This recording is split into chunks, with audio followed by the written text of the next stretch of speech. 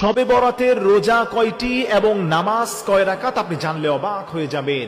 অনেকে আমাদের কাছে হর হামেশা প্রশ্ন করেন, হুজুর শবে বরাতের নামাজ কয় রাকাত এবং রোজা কয়টি, এই বিষয়ে আমাদেরকে অবহিত করবেন।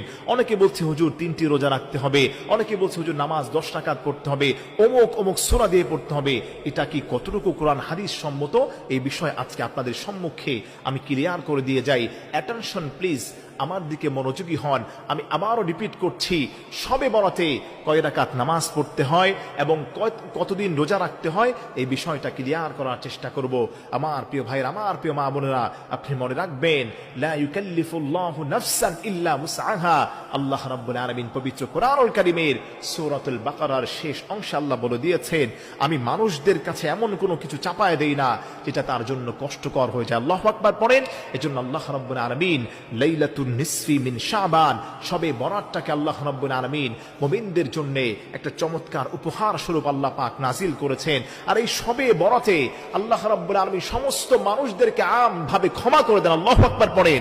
তবে আমাদের জানার বিষয় হলো, অনেকেই বিভ্রান্তির মধ্যে থাকেন, হুজুর কতগুলো রোজা রাখতে হবে, কত রাকাত নামাজ পড়তে হবে। মা বোনদের কাছে বিনয়ের ডানা অবনত করে পায়ে হাত রেখে মিনতি করে বলে যাই, মা বোনেরা, এই প্রচলিত কথা থেকে আমাদেরকে বেরিয়ে আসতে হবে। শবে বরাতে নির্ধারিত কোনো নামাজ নেই। আপনাকে 10 ওয়াক্ত পড়তে হবে, আপনাকে 10 রাকাত পড়তে হবে, 20 রাকাত পড়তে হবে, 30 রাকাত পড়তে হবে, পুরো কোরআন খতম দিতে হবে, 10 দিন রোজা রাখতে হবে, 4 দিন রোজা রাখতে হবে, এরকম কোন সংখ্যা নির্ধারণ করে শবে বরাত উপলক্ষে হাদিসের কোথাও বলা হয়নি, সাহাবায়ে কেরামের কোনো বর্ণনা থেকে পাওয়া যায় না। এজন্য মা বোনেরা যারা আছেন, এখানে সহজ একটি সিস্টেম ইসলাম আমাদেরকে শিক্ষা দিয়েছেন।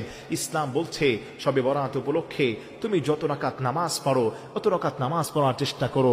আপনি কি করলেন, ঈশান নামাজ জামাতে পড়ার পরে আপনি সুন্দরভাবে 2 রাকাত করে করে 10 রাকাত নামাজ পড়লেন, আবার একটু রেস্ট নিলেন, আবারও 10 রাকাত পড়ার চেষ্টা করলেন। এভাবে থেমে থেমে আপনি সারা রাত ইবাদত করলেন। তবে আপনাকে মনে রাখতে হবে, সারা রাত ইবাদত করতে গিয়ে আপনি যদি ফজরের নামাজটা মিস করেন, তাহলে কিন্তু এই নামাজের কোনো মূল্য থাকবে না।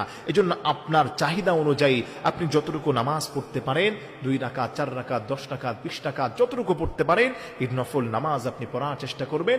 রাকাত ইসলামে নির্ধারণ করেন যতটুকু আপনার শরীরের মধ্যে কুলায়। 2 নম্বর হচ্ছে রোজার ক্ষেত্রে আপনি, এটা হচ্ছে শাবান মাস, আর নবী পাক সাল্লাল্লাহু আলাইহি ওয়াসাল্লাম হাদিসের পরিভাষায় পাওয়া যায়, রমজান মাসের পরে সবথেকে বেশি রোজা আল্লাহর হাবিব সাল্লাল্লাহু আলাইহি ওয়াসাল্লাম শাবান মাসে রেখেছেন।